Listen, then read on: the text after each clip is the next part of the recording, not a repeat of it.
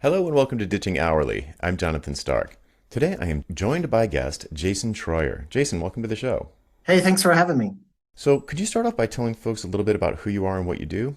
Yeah, I am kind of a reformed academic. I have my master's degree in counseling and a PhD in counseling psych, and I was a college professor for about 14 years at a small college. Um, I was tenured. I was an assistant dean for a while, and I decided to Jeez. give all of that up to my research area has always been grief and loss. And so I started some side hustles out of honestly a necessity to make some more income. And those side hustles grew into full-time hustles. And with my wife and I have three young children, and I really couldn't have two full-time gigs going, so I had to choose one or the other. And the side hustles were a lot more interesting and were just an opportunity to increase income and a few things like that. Very interesting. I love it when a side hustle grows into a center hustle or main hustle. Yeah. So, maybe take us back a little bit on the timeline. How long ago are we talking? So, like, when did you start the side hustle? How long did you do it until you had to make that decision between, the academic path or the self-employment? Sure. It's probably been about 8 years ago now. Um, I, through happenstance, met a funeral director here in the town where I live, a funeral home owner, and you, a lot of my story is kind of the unprogramming of the academic world, quite honestly. Not to go into it in too much depth, but in the academic world, it is so often you're just kind of constantly hammered down the questions of who are you to say this, who are you to propose such a thing, what do you know, is just such a large part of the academic world, and kind of fighting against that to kind of make a name for yourself and say something original and do original research and things like that. And so it was difficult to kind of reprogram myself out of that, quite honestly. Hmm. um, so I met this local funeral home owner, and he said, we really do want to provide some grief resources for our families. I'm not quite sure they're up to date. Would you just read them over and give me some feedback on them? And I'm like, oh, sure, I can do that. And Hmm. looked at what he was using, and it was woefully out of date.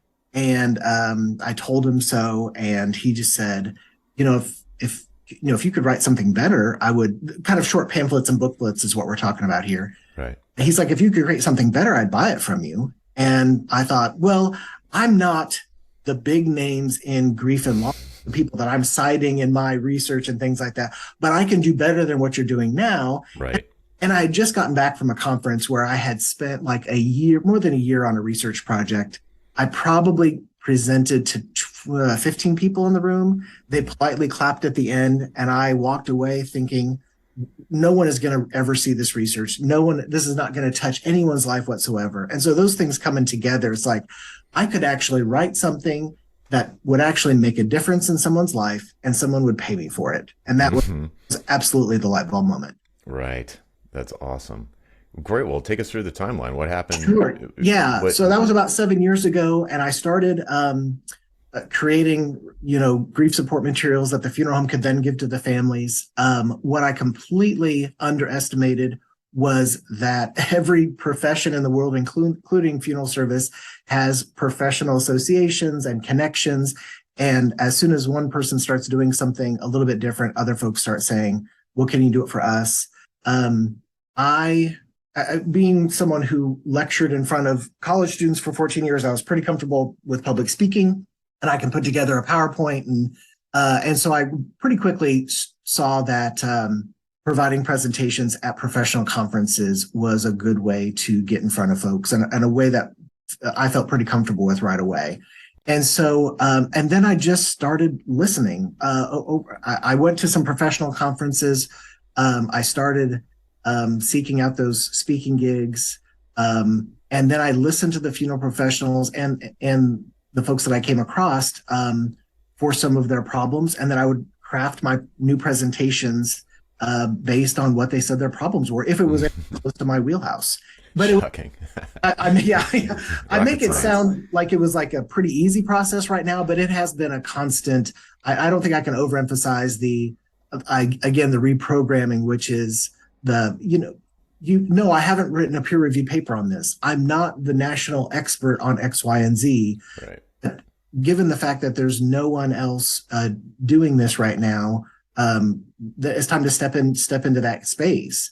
One practical example, and I think one thing that really helped me is then partnering with a larger corporation. It happens to be a pre-need insurance company who saw a problem that I did, which is that for funeral professionals, there's a really high rate of burnout. They have terrible. I mean, a lot of people don't think about it, but if you imagine it, a funeral professional needs to be on call basically 24/7, 365. If family has a loved one die, especially in hospice care, they would call the funeral home and they would want their loved one picked up within an hour or two, and then work starts. And so they are continually around people who are kind of going through one of the worst days of their life, especially in those unexpected sort of tragic losses. But they also have to be small business owners. They also have to understand marketing. They have to understand the skill and science of their trade. And it's just a really tough profession. So I got connected with this pre-need insurance company to create like a burnout prevention program. And it's the same thing. I am not a nationally known psychological expert on burnout, but I am bringing together the funeral profession and burnout. There was no one who seemed to know more than I did. So I just needed to educate myself and be responsible about what I was saying and those sorts of things. We created, a program, presentations and printed resources and things like that. And then, a great happenstance of that was, of course, putting my name out into the field and presenting me as an expert on that specific topic. One that was very, and is, it did come from absolutely a good place of wanting to help these professionals kind of deal with the stresses that come with their profession. Okay, there's so much to unpack in the last few minutes. So let me rewind a little bit. Sure. I know the listener's wondering a million things. So the first thing, that very, very first sort of pamphlet rewrite, how did you price that? Did you just sort of just throw a number out there? Did you do it hourly? Because, I didn't say it up top, but, you're on my mailing list, which is how we connected. And you had reached out to say that sort of things that you've learned on the mailing list you found invaluable. So I'd like to start way back when the side hustle started. How did you price that very first thing?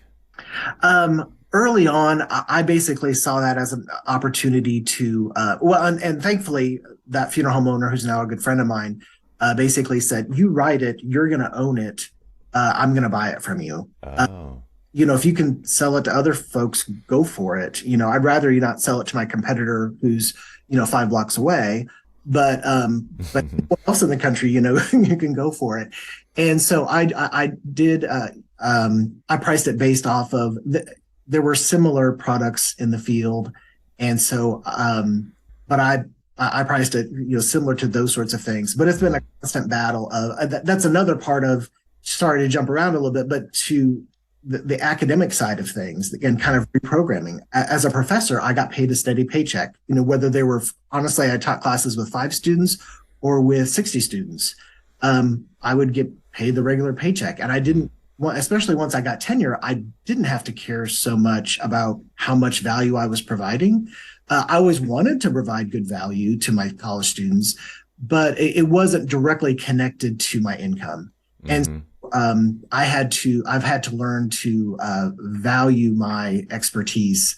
And that, honestly, that's been an ongoing challenge and part of the deprogramming. But so I priced the booklets based on the competitors. And I've started at that point, yeah. Okay. There's actually, speaking of the academic thing, there's a great line in the original Ghostbusters movie where the main characters get kicked out of the university, and Dan Aykroyd says to Bill Murray, he goes, "You don't understand. In the private sector, they expect results." Yes. It is. It's funny because it's true. Right. So, okay. So, just my curiosity forces me to ask, so did you get these things printed up and everything? And you went, it seems like there must have, and there must have been a certain amount of investment there, or was it print on demand? What were the mechanics? Yeah, yeah, it was. These are like 28-page booklets. Mm, So more than a a trifold brochure, but not certainly not a full length book. mm, Honestly, I was pushing it to. I created like 8 different versions based on the specific loss that the person had experienced. But I was rushing to get to my first convention that was only like 2 hours away, so I wouldn't have to fly there, and I could go to the first national convention, and I just had time to print out one, and so I printed enough to hand out samples. But after that, just at home.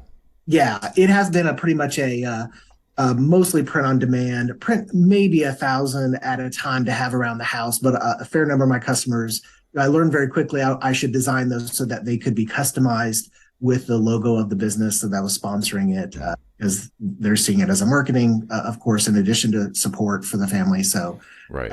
yeah. And they don't need one, they need a bunch.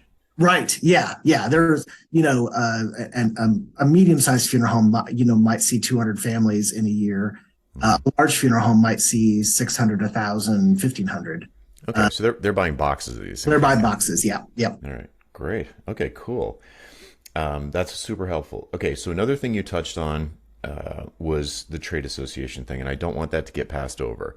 That is a super important path for many people. It can be a gigantic home run very quickly because, as you pointed out, the word travels quick in Mm. those sorts of environments. So, can you tell us a little bit about the specifics of, first of all, what's the name of the trade association? If there's one main one or if there's multiple ones, like what's the name of it? How did you get introduced? How did you get the gumption to suggest that you might want to do a presentation there? What kind of presentation was it? How many people? Like, paint the picture for the listener of Yeah. what it's like to how to get involved in a trade association and the different opportunities that you were able to grab right out of the gate.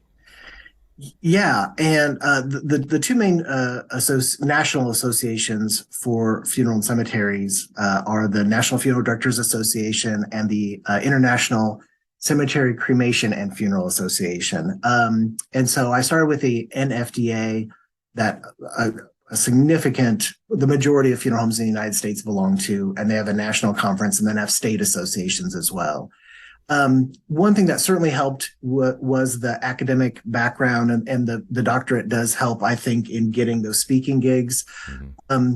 I've That was the one thing I felt pretty comfortable. It's like kind of writing a presentation proposal, making sure, again, matching up with a lot of things that you've said in various places, making it very clear that this is going to be an answer to one of their specific problems, bringing up that problem in the first 2 minutes, making sure we're all on the same page. Hmm. What really helped me as an outsider, someone who had never worked in a funeral home, never done anything other than go to a few funerals for family members, was learning the jargon, understanding the new trends within the field.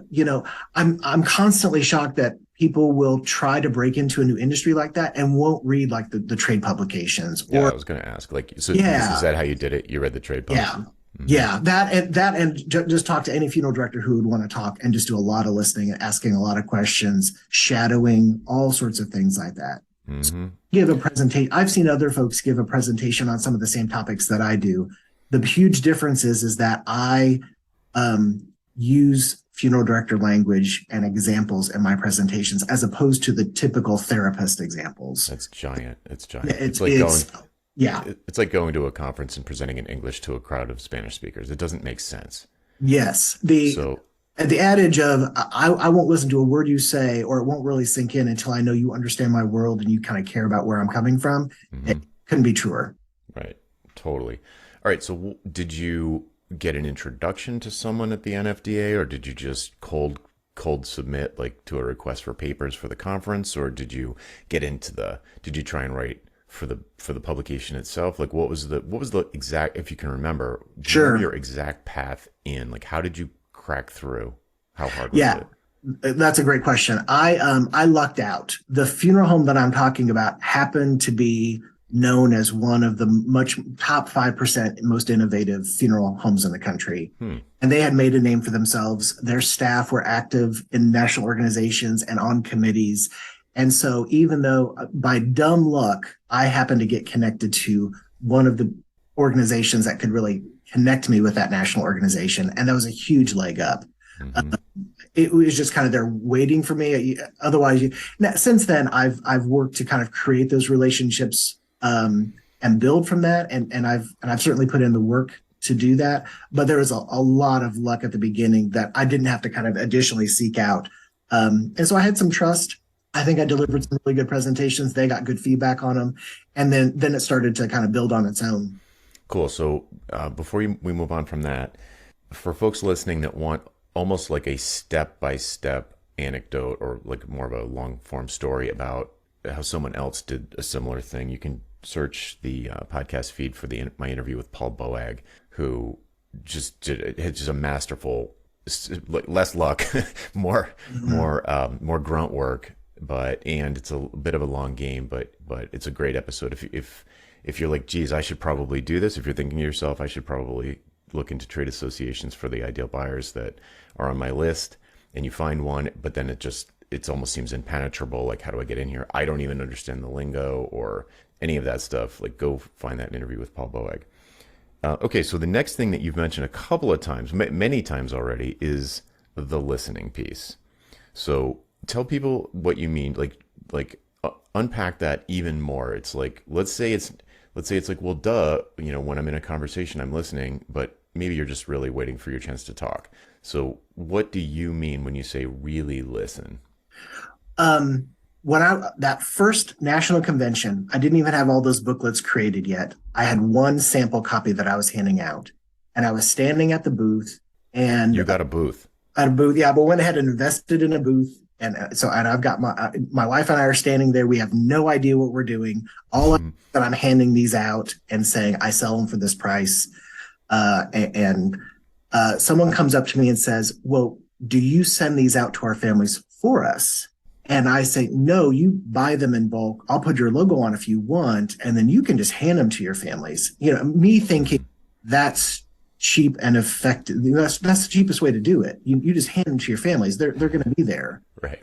But she said, and No. so when I didn't listen, and it took me 5 years later, I finally started a service where, I'll send them out to you. That she was telling me, "Jason, I'll pay you more if you send these to my families." Right. And in your head, you're like, but that would be more expensive. Right. And so you miss it, right? You miss Yes. it because it happens all the time. So, okay, but wait, we can't skip over the booth thing. That must have been $5,000. Like, how much was it? Do you remember? Thankfully, it was probably, well, yeah. I mean, if you're looking at travel costs, hotel, booth, supply, yeah, you're probably $3,000 at the time for this particular convention. Okay. Yeah, it was a substantial, and at the time, I was probably making 50 as a college professor, and so that's a substantial amount of my income. Do you consider yourself like a risk tolerant person? I consider myself someone who researches something as much as possible, a fair bit, and I feel like I'm making a risk adjusted move, but definitely someone who is willing to kind of put my foot out. It was like, this isn't. I haven't quit my job yet. I still have a job to fall back on, and so I didn't see it as that big of a risk. It wasn't going to completely break us, but it was a chunk out of our budget, that's for sure. Oh yeah, right. Yeah. So you had a reasonable level. You had some safety net.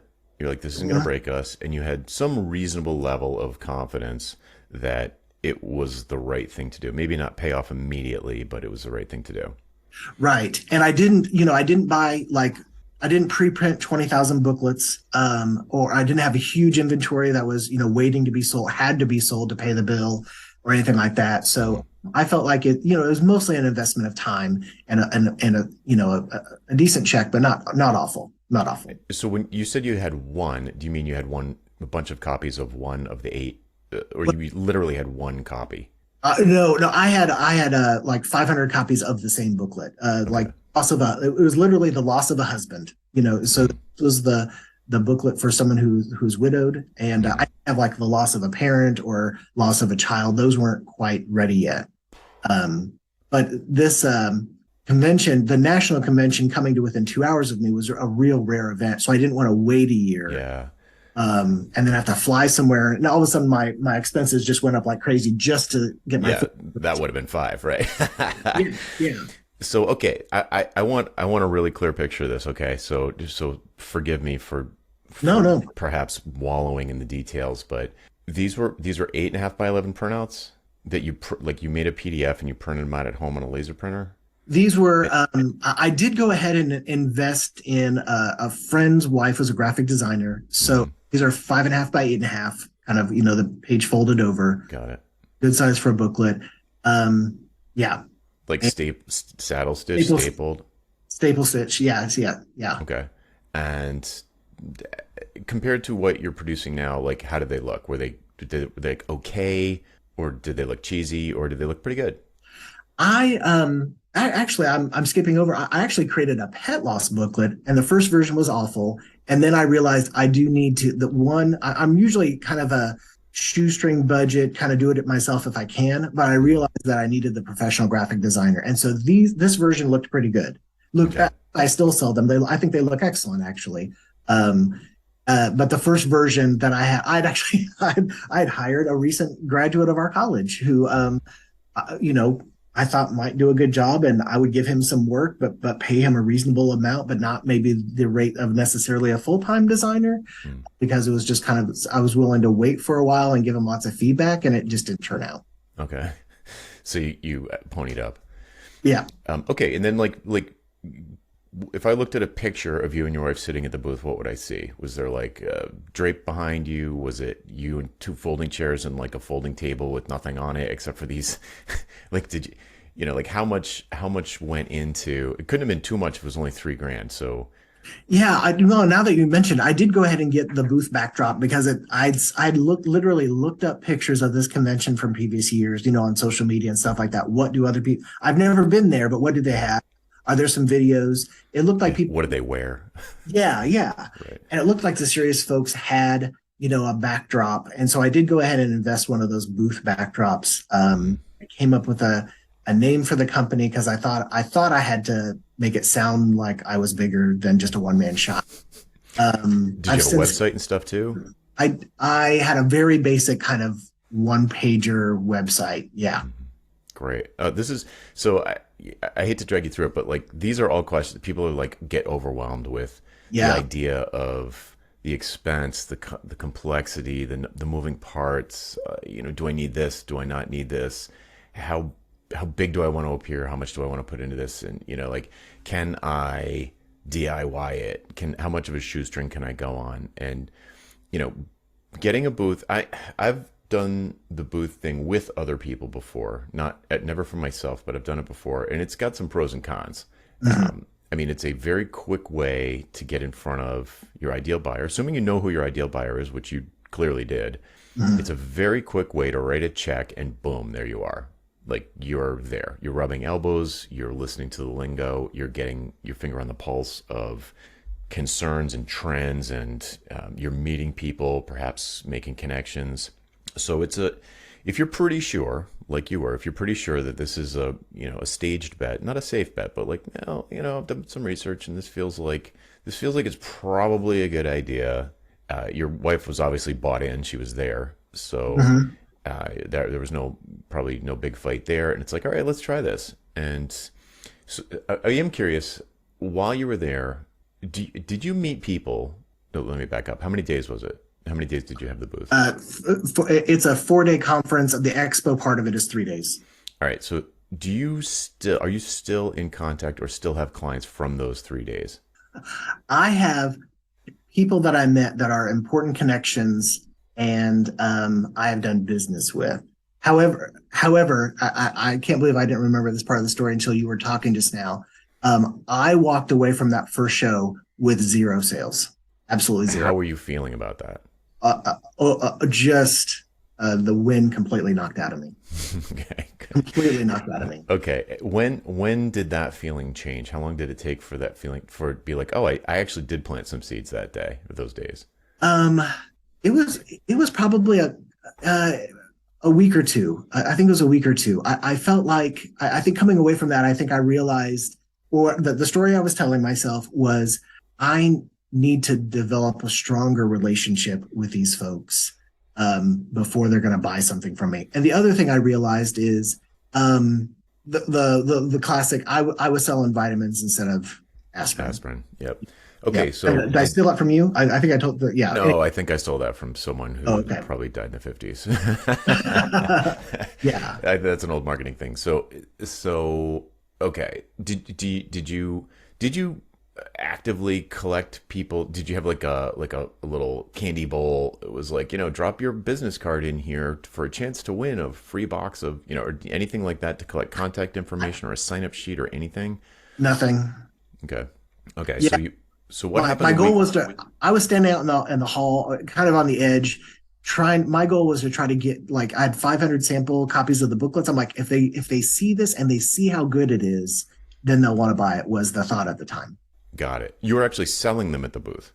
No, I was handing out individual copies. Like, Okay. here's a sample copy of one. Look at look at the quality. And like, this is modern grief information. What's wrong with everything else is that it's outdated, Hmm.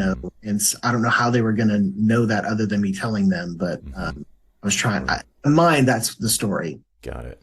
Perfect. Okay, and then you said maybe a week later the you didn't still feel like the wind was knocked out of you. Had you just gotten over it, or was there something that made you feel like you were getting traction? Um, I'm trying to remember back specifically to. I think around the same time I'd started also creating grief support materials for pet loss, and I got a good sized order there, and I remember that check coming in. I'm not sure how close it was to this convention, but a longtime customer who is still a customer decided to do that, and it was a for me at the time, like a $900 check or a $1,200 check, even though maybe only half of that was profit. Right. Um, that would take me for a month. That would last a while. That was a The, game changer. You were like, "Oh, this is real." yeah, this is, and when I was a very small college, you know, pretty modest income considering I had spent 9 years to get the credentials to be able to teach there, and 9 years of kind of lost income Yeah. potential. And so that was sizable. That could be a big difference in our family's budget. Oh yeah. Yeah. But I mean, one of my younger sisters is a PhD, and she just left like an Ivy League school, and it was Oh, exactly what you said the whole time. It yeah. was like it is a brutal environment emotionally. Oh, Um, So, okay. So, how did that order, that 900 or $1,200 order for the pet loss booklet, how did they become aware of that? I got the I searched online, found a directory of pet cremation businesses, and sent samples to probably 90 or 100 of those businesses, snail mail. And and I It, just, when I kind of set the parameters for a project like that, I can dig in like a bulldog. sure. Like, this is the goal: 100 places. Okay, now we do the envelopes. Now we write the letter. We sign the letter. Drop it. Just Ugh, so old school. I love crank it it. out. Yeah, When this is what year is this? This is this is not like it was like 7 years ago, 7 8 years ago. so this is not like snail mail is, well, maybe not for this market. I don't know, but I mean, you didn't email people, be like, "Hey, here's a PDF." Like you were like, "Oh, I gotta." Were you? I mean, there was an internet, there was a web to research at that time, like a Oh yeah, pretty robust. Like, were you getting business tips from some website or thought leader or book or something? Or were you reading books, or I is think this all instinct? the mindset at the time is like, this is a good product, in terms of the other kind of selling proposition is like, this is much better than a trifold brochure. Like, if you're Hmm. trying to provide comfort from a brochure, that's just, Ouch. you're so limited in the information. How much of your caring can come across in a trifold.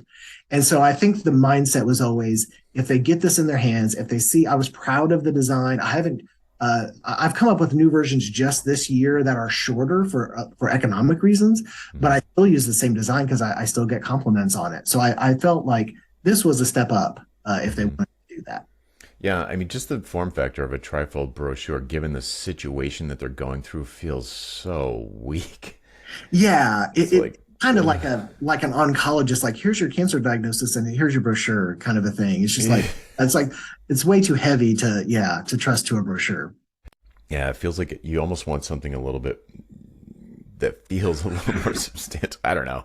I Yeah. mean, anyway, it's brutal. Okay, so thank you for that. That's like super interesting because I know like when people are in the throes of these situations, like deciding whether or not should I email PDFs, should I spam a bunch of people with PDFs in an email, or should I actually, set up the kitchen table with a whole bunch of, fourth class mail or book mailers, and I'm gonna actually like stick stamps on these things and write down it's a million decisions, and it's a question of like where should I or could I or can I cut corners, or should I drive around and give them to the people by hand? Yeah, I mean you Mhm. didn't do that.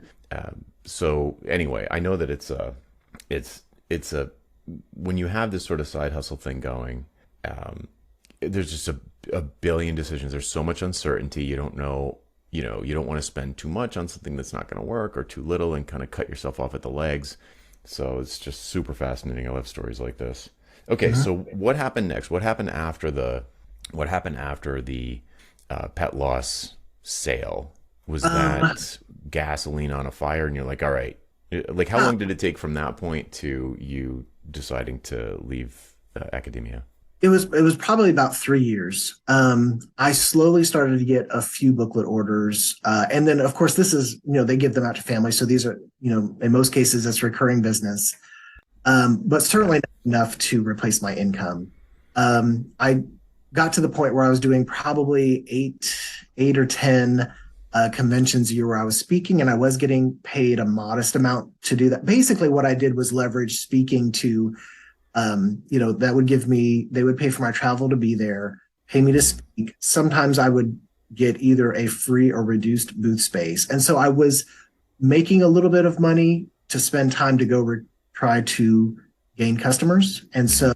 it was never a situation where I was, other than the national convention, the smaller shows, I was always able to at least come out a little bit ahead. And if I came up with a customer, then it was given my services at the time, then that was going to be more like selling a subscription. Like they're going to continue to buy booklets from me, so this is going to pay off over the long run. Uh, So eight conferences a year is quite a bit. Like, what did the school think about that? well, that's where it started to get to a point where I kind of passed it off as like, well, I'm getting more familiar with the funeral industry, and so at a smaller school, I was able to make the argument that this is professionally related. I'm talking about grief, which is my area of research, and how people can be helped more.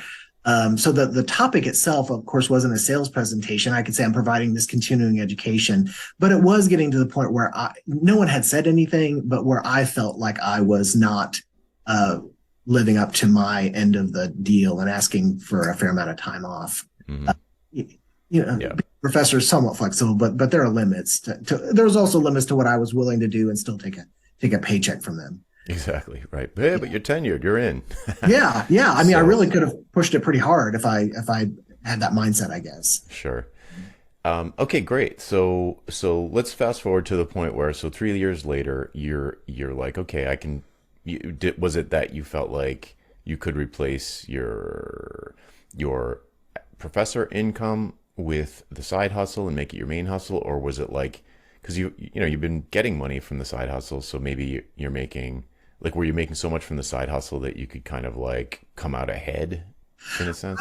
I started talking with again, lucked into this working with the same funeral home, and the owner said, if you were ever going to leave the college, we would certainly hire you half time at about my halftime salary, and that turned out to be the kind of the opportunity, which was at that moment I probably was breaking even, but I thought if I had so much more time to devote to this and I could see some opportunities developing. And around that time was when I started working with this pre-need insurance company on this preventing burnout project. And so that was like, recurring annual income that it was going to be about. You asked earlier if I was risky. I wasn't because I was about ready, about the same, but knowing that I could possibly grow it. Yeah, the upside was way higher, and Yeah. the Oh, floor was the same. well, and this time, so, I loved my teaching experience. I love the institution that I worked for. It's a great place and provides great education. Having said that, 2008 to 2016, for professors, the big pay bump is when you go from assistant to associate professor, and that's usually when you get tenure, and then from associate to full professor. Those are when you get your bumps. Hmm. I became tenured kind of a couple years after the recession, and I got no bump because that's just where we were financially at the institution. Mm. And so, with that kind of like, I've yeah, I treaded water in terms of my salary for probably 6 or 7 years when I should have gotten my largest bump. And so that was kind of fizzling.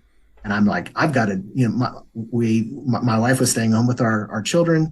This is it. This. So that certainly lit a fire. That probably Yeah. lit a fire through times if I didn't have to have the income to kind of, move out of a starter house and a few things like that, that I might have given up if I didn't have that fire kind of going. Mm, yeah. Yes, my famous if you become disgruntled at your at a job Yes. for some reason, or dissatisfied is sometimes a nicer way to put it. So you're becoming dissatisfied with the deal. And okay, great. So Yeah. And I so would, oh, and I guess there was also like, I had already started to experience, like, I would go to a convention and it's Dr. Shorter this, Dr. Shorter that. And all of a sudden, I go from a small college where I'm at a faculty meeting of 70 PhDs in the room to a convention where there might be 250 people and I'm the only PhD in the room. And mhm. they were appreciative of my expertise. Again, as long as you're talking about their problems, you understand their problems, and you're helping them make strides towards solving those Yeah, problems. you're helping them. Oh yeah, I mean, they are so kind and gracious to me, but I was also providing them a very valuable service, and I was different. Something even compared to most of the other speakers, Right. and so that was, that feels good. Yeah, I'll be Yeah. honest. All of a sudden and convention. These companies have budgets as Hmm. opposed to, you know, they'll take you out to a fantastic dinner as opposed to, can we do a mini, we're going to do a potluck lunch retreat for the college kind of thing. It's like, it's just a different world. Yeah, yeah, yeah. So two Yeah. things I want to call out. There's two things I want to call out there. One is virtually, I mean, not instant, not overnight, but pretty close. The night and day relationship between the status that you were enjoying in Yeah. one place versus the other, and it's kind of like you're the smartest kid in your high school, and then you go to Harvard, and it's like, okay, Yeah. it's like the reverse of that, Yeah. and that's real. So if I can't help but mention the book Impro by Keith Johnstone. If dear listener, if you have no idea what I'm talking about when I say status, you need to read that book. It will change the way you see every interpersonal human relationship forever in a good way. And the other thing is selling shoes to cobblers. So when you're in a room full of people who are, or at least think, whether they are or not, if they believe that they're as good or better at what you do than you are, then you're never going to be treated like an expert. It's going to be very hard for you to deliver value to someone who thinks they know better than you what you do. So one approach is to leave that group and go to a group of people who need this kind of expertise but don't know how to do it. So for them, it's like magic. And in the software space, probably the bulk of people listening are software people. If you're selling to like CTOs of a startup and you're a React developer and the CTO of the startup was on like the core React team, he used to be at Facebook, they are not going to be impressed with your React jobs. But if you go to a place that needs a brilliant, real-time responsive web interface, and you're in a room full of non-technical people, they're going to be blown away. I remember one time I went to a conference of it was called, I don't know how to pronounce it. It was like Muretech, Murtec, and it was like a conference of CIOs and similar from mostly like retail food chains like Panera and McDonald's and Taco Bell and stuff like that. I was this is like, I don't know, 2012 or something. I was the only mobile I was the only person in the whole conference that had any kind of expertise around mobile. And this was back before DoorDash and all of that stuff. Mm. It's amazing. So like if I would go to the difference between going to a conference of web developers who totally knew, a lot of the stuff that I knew, maybe they read my book or whatever, but they all knew it. It wasn't going to blow anyone away. It's like this, it's kind of becoming old news at the time. And then you put yourself in a new environment and all of a sudden they think you're an expert because you know so much more about it than them. And important point, you know how to present the information in a language that they will understand. They will understand that you understand them. And if you can make that, I don't know, what would you call that? You're more of an expert at this than me. Like, what would you call that? Like that connection or that sort of like you have empathy for them, but it's some kind of a trust building thing where you can describe their problems better than they can. And they're like, whoa, what does this person have to say? And all of a sudden you're Dr. Troy or this, Dr. Troy or that. Yeah, and they, like all of us, I think every field wants to be appreciated for, like, we have unique struggles. There's something very challenging about being a funeral director that other people don't understand. And you could say the same for dentists, and you could say CPAs and yeah. And but if you can articulate it and say, okay, I often say, the best compliment I get after giving a presentation is someone forgets I'm a psychologist. They come up afterwards and ask me and they say, "Are you a licensed funeral director?" That's how I know, like I'm speaking the language. You've crossed some Rubicon. You're like, Yeah. yeah, you're different. You're one of them. Yeah. And why would I now, like you preached for a long time now, I don't know if we can say cost doesn't matter at all, but it's certainly, third, fourth, fifth on the list. Yeah. We've got the relationship has started. Let's have a conversation about what you can do for me, and like conversation and prices third, fourth, fifth. All right, this is amazing. So let's jump forward in the timeline a little bit. Yeah. And what was on your mind when you sent me that email? Is maybe a week or two ago. Well, for me, it was as someone who, I'm relatively new to the email list, but I've been following, your podcasts and as well as the other one with Rochelle. And one thing I've been struggling with, or not, has been an ongoing battle that I'm starting to wrap my brain around is I exist kind of on two ends of the spectrum in terms of I provide a product I service, because now I sell booklets, but really I provide grief information through I do Facebook for funeral homes. It is Wait a minute. Wait a minute. What? Yeah. What do you mean you do Facebook for funeral homes? I started off saying, well, I've got so much content. I could write more booklets, but I started doing some Facebook posts for the funeral home that I worked for part-time. And stuff that you see on Facebook, short, very quickly digestible sorts of things. You're like a social media marketer for funeral homes? Yeah. Wild. They just wanted, so most funeral homes, a lot of funeral homes will post their obituaries on their Facebook page. And is not in for most markets, but for the target market for funeral homes is perfect.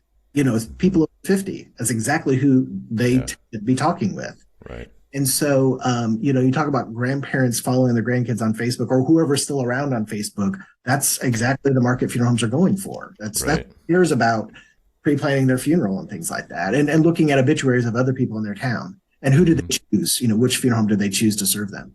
So I made the case like, well, we need to mix in some grief support, some inspiration, some things like this to kind of right now your Facebook page is a solid wall of obituary posts. And so let's kind of infuse it with some other stuff. Let's go for a moment of connection between your funeral home brand and the local community. And I'll create some content for that. And then again, businesses pay attention to other businesses. And so some of the, funeral homes that are 50 miles, 100 miles, 200 miles away started seeing what we were doing. And they're like, so they would ask the owners who they know personally from their associations. They'd call them up and say, who's doing your Facebook? And it's like, well, Jason is. Well, could he help us out? We're not your direct competitor. We're not within 30 minutes. So, and I originally had thought I would provide that content to somebody else and no one would kind of take me up on it. And so I just said, well, I just started investigating the tech that makes that really efficient. What are some ways that I can make this very as simple as possible for me so I can stay a one-man shop Yep. at a great value, and scale this. And Hmm. so sorry, I got off track there. So I No, that's yeah, no, that's great. That was the question. Yeah. yeah, on that end, I provide and it is, I make that, I'm not really a marketer. I have a canned product that you can take it or leave it at this price is what it is. Hmm. And on the other end, trying to leverage my expertise, my degree, my knowledge, and do half day, multi day workshops as trainings for individual funeral homes that have Yeah, not that's staff. you are doing that, or are you thinking about that? Well, I've done some of that, and that's the space I want to move into. Very much that authority figure, but then the service being, I will come to your place of business. You don't have to take your staff of 12 and pay for them to travel to a convention and hotel space and being away from work. I'll come to Hmm. you, do the workshop in house. You'll get your state CEs or whatever it might be. And if you've got a really busy day, then a couple people can go help families. And I'll come in and you can, these are the higher end funeral homes that really distinguish themselves based on service and the training they give their staff and those sorts of things. So on that end, I'm very much trying to put myself out there as this is, individually priced based on the value I provide Right. versus the product sized the Facebook service. Right. Yeah. So how, just out of curiosity, like revenue wise, what does a decent sized funeral home do annually in terms of revenue? Is this like Oh, a like how I'm curious how much buying power they have for outside. sure. Like a good sized funeral home, you know, certainly do $2 or $3 million of business. Hmm. Smaller one might be more in the 500, $800,000 range. You know, Cost must be really high though. You've it, got it's staff, you've yeah, got physical location. physical location, you probably got a few cars, you've got all kinds of employees, Yeah, yeah, and stressful, for sure. like you Yeah. said, so around the clock. All right, so when's your book coming out? It's like you're so obviously poised to write a book. You've got all the like if you were are you working on a book? If you were going to work on a book, what would be the obvious subject? What actually even before that, how big is the market? Like how many funeral homes are in the NFDA? Well, there are, I'm not exactly sure how many are in that association. There's probably about 15 to 17,000 funeral businesses in the United States. Hmm. Now, some of those will have multiple rooftops, and so there's more funeral homes than that. Got But it. I think there's about 15, 17,000 businesses. All right. Now that would be a best-selling New York Times bestseller if you sold one to every one of those businesses. So, Oh, if you, wow. oh Yeah. yeah, oh yeah. So, is that in your So future? so yeah, tell me more. When you say I write this book, like I thought about like someday I want to write a book or actually probably not a book, but provide a service for like um PhDs who want to get out of academia. I thought about that. And like Yeah. I've made all the mistakes and like here's mindset sort of stuff and here's like, coaching on that sort of thing. But are you talking about the funeral space specifically? Totally. But my gut instinct is that there would be demand for that one too. But that's very heavily biased by Oh, my your sister's experience. sister. But Yeah. I don't think it's uncommon. No. And the what was the term you kept using? Like deprogramming? Yeah. Yeah, that's the title.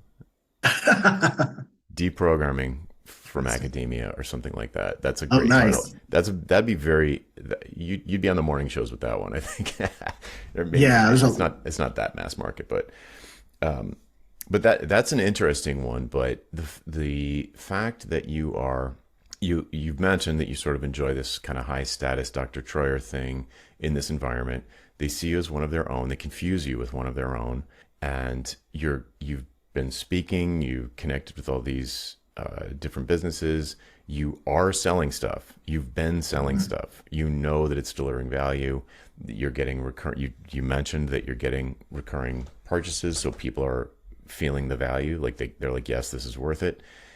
You've already said that price is like the fifth thing down the list, or whatever, because you differentiated yourself so much from the competition.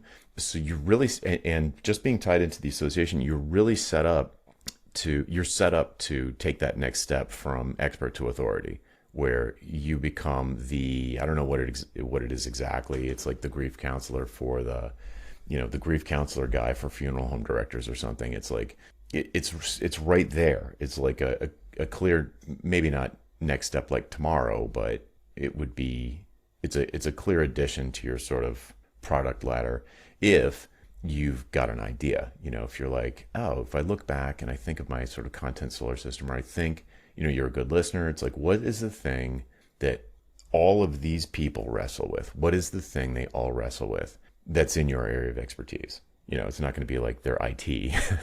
Right, It's going to be right. something in your area of expertise where you have just years and years of street cred, where you literally are the expert. I mean, it is possible that you are the expert for this audience. Maybe the best in the world, top 10, something like that, where these academic people who know what you know and have maybe gotten more acclaim from their peers, but they don't know how to communicate the information in a way that makes a difference in someone's life, other Yeah. than their peers being jealous of them. So, an example, Mike Michalowicz, we interviewed him on TBOA recently, Hmm.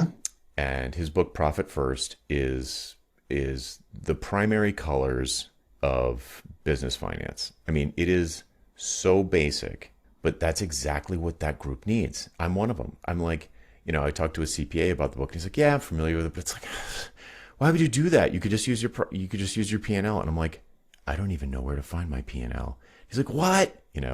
It's like it's one thing to have the expertise. It's one thing to know how to get results might be the wrong word. It's one thing to know your stuff, but it's another thing to be able to transform somebody's life with your expertise. Kind of Yeah, yeah. reminded of the apocryphal Einstein quote, like, if you can't describe it simply, you don't understand it. Right, right. Yeah. How can you make this super simple for them? And even, the next step is I can just take this off your plate completely. Yeah. Hmm. Yeah. Yeah. Right. That can't be that can't be overstated. Um, Right. So a long time to learn. what's your just rough numbers, just order of magnitude? How many customers would you say you've served over the years? Like 100, 1,000, 10,000? Well, I would say I often kind of use in my advertising that I have a relationship with 150 to 200 funeral homes. And like my Facebook service is 100 and just under 150 just by itself. Oh, wow. And then Wow. booklets, folks who would order booklets or, yeah, I've got like relationships at different levels. And so that's a little bit tricky, but I'm comfortable saying I've got relationships with over 200 funeral homes. Um, Okay, which is something like 1% of the market. yeah. Yeah. So something like a book could turn that into 10% of the market. Maybe the book is social media marketing for funeral home directors. That's not what I was picturing, but I'm Right. surprised to hear that there's that much demand for that service. So, Oh yeah. There's three or four or five just Facebook providers just for funeral service. And I'm probably one of the smaller ones, mm, honestly. wow. Um, in terms of that book idea, like my current plan is to have what I've done over the years is created about 6 to 8 kind of 1 hour presentations that I'm very comfortable giving at a Hmm. moment's notice. Hmm. And so, but you've made me think about what would it like? Are those 6 to 8 chapters in a book? Probably. Yeah, Have to do it could with very well how be. I think it's mostly under the umbrella of uh, kind of how do you take care of families, and what is in my wheelhouse is how do you build relationships quickly, like you would in a first counseling situation. You've got new people, they're coming in with a problem, and how do we build trust as fast as you can, and demonstrate empathy. So that translates to the funeral space. Hmm. Then also, how do they take care of themselves? This burnout prevention sort of thing. So That's separate. Yeah. That so yeah, and a little um, bit of marketing. right. There's you've got three or four. You listed like three or four. If you include the deprogramming academics, maybe five possible ideas. My experience has been, both with myself and others, that this would be your first book, right? Not to push you too hard into it, but you haven't written a book before, have you? I've written one book on grief, kind of my academic book. Okay. So the my experience with almost everybody when they're sort of early in the game is they want to write the Bible of everything they Uh, know. And nobody wants to read everything you know about subject. They want to read what they need to know to make their life better. So, just like you wouldn't make one of these booklets that somebody's given to their family, you wouldn't make it 500 pages long. Right. Like you want it to be like, well, we don't. I'm like pushing. I feel like I'm pushing into doing a book, but the general thing the point that I'm trying to make here is, it doesn't need to be, if you get 120 pages of just one thing, like maybe it's just one of your talks, maybe one of your I mean, an hour long podcast episode's like 10,000 words. So, if you have 10, 20,000 words that you can put down on 120 pages, that's going to get someone from where they are to where they want to be. You might have 8 books in those 8 talks. I don't know. Maybe it's one giant book, but I would urge you to not automatically default to like, I'm going to write the be all end all of everything I've learned. And here No, you I think go. that's a really good note because I definitely have that tendency of I'm gonna, I'm used to like I have the information, I'm gonna share it with you, and I'm gonna share it all. Right. Uh, so that's a really good note because I would have that tendency to try to pack it in, but to provide examples, provide, really, like you said before, how, outline the problem and then tell me what to do. Yeah, and be Hmm. really specific about it and some good examples and stuff like that would be enough. Yeah. Yeah. And I'm definitely not, I just want to make sure I'm absolutely not advocating fluff. I advocate lean. Mhm, It's mhm. like lean and mean. What is the promise of this book or whatever? I have the same approach in everything. It's like, who is it for and what is your promise to them? If you give me your time and money, you will be glad because this promise will be kept. What's the promise? So if you start off with like, okay, he convinced me, I'm gonna start working on a book. Who is it for? Clearly, it's for funeral directors. I would say definitely don't go after academics first, but the Mhm. deprogramming thing, go after funeral directors and say, because you've got an existing business there, you've got demonstrated success. So that would be my first choice. And it's like, what is my promise with this particular thing, which will take them at least 6 hours to read? What is going to make them glad they did that? And what is the smallest thing you can do to keep that promise? And it's like, that would be my starting point because you sound like me. You're prone to like kitchen sink it. Oh yeah. and Oh and yeah. yeah, my first self-published book I did on a weekend because I was stalled on my epic opus, and that book still makes me thousands of dollars a month. That one that I did over a weekend because it's short and sweet and effective. Yeah. Yeah, it really is. That's gold. That's gold. Because I get in that mindset of, okay, how long does the book have to be? And I start putting like assumptions on it, and you don't need stop. Like I Hmm. need to stop thinking about that. I need to define a problem that they have told me is a problem. Yeah, what is my most popular?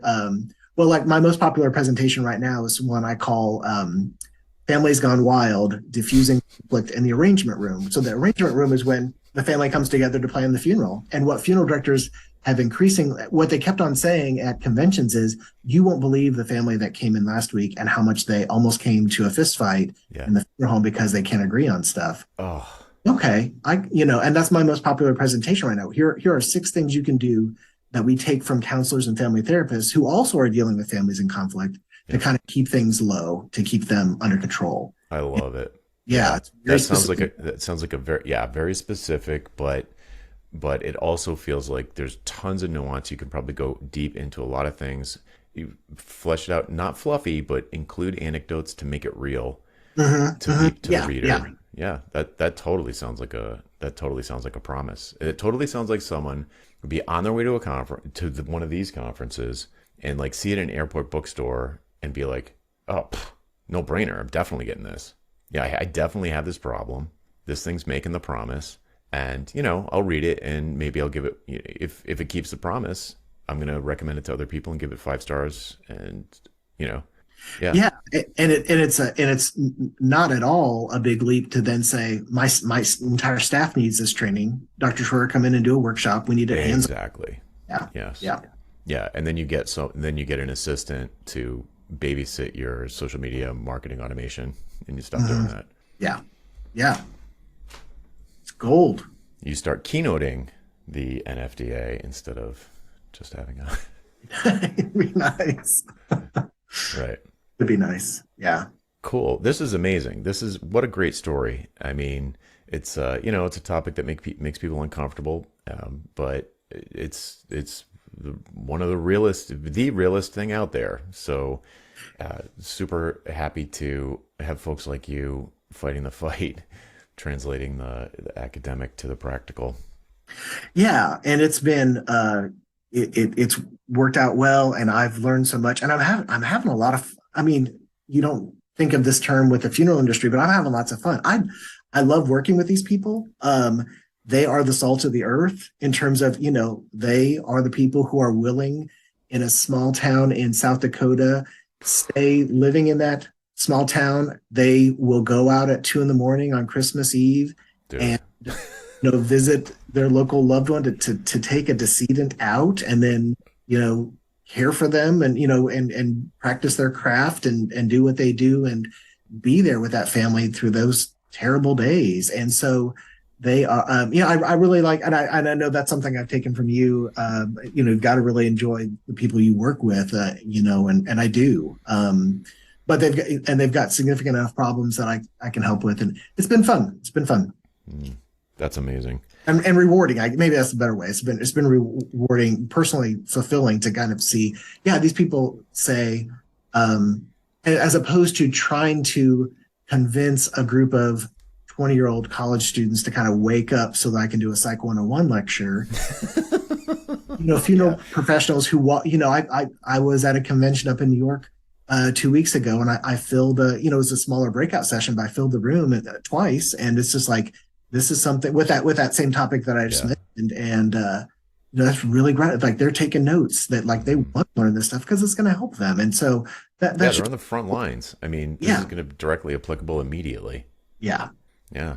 That burnout one might be your next book, though. That sounds like a very interesting, very interesting. But anyway, I know really we got to does. wrap up. So this has been great. Where can people go to find out more about what you're doing and maybe keep in touch with you or reach out if you're on LinkedIn or Twitter or anything like that? Feel free to let Yeah, them know.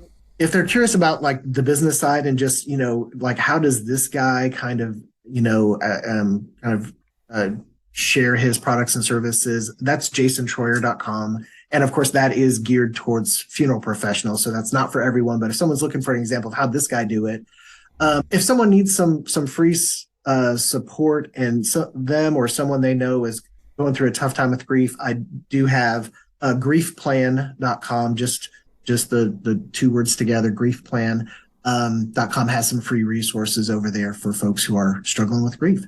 Wow, that's amazing. Email addresses all over the jasontroyer.com if folks want to reach out and have some questions for me. Perfect. Well, thanks so much for joining me, Jason.